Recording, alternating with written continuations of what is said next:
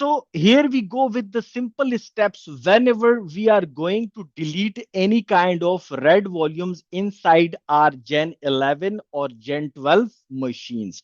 We just need to restart our server machine and then press F9, or you can say F10 as per your server model. Then we need to go with the storage administrator. We need to select the specific storage controller, and inside that controller the clear configuration option is available. You just check that option and hit the OK button. It will prompt you that after this action all the data on your storage volumes which is behind the red will be deleted. Whenever you confirm and hit the OK button, it will destroy all kinds of red configurations behind the red controller. So here we go with the simple demo.